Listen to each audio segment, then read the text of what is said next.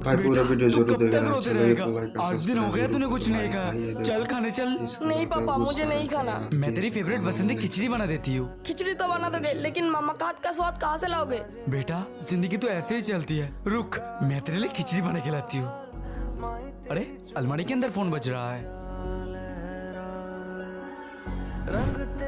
अरे क्या खजाना छुपा रही हो? हाँ हाँ, सोना है ये मेरा, हाथ मत लगाना इसको। देख बेटा,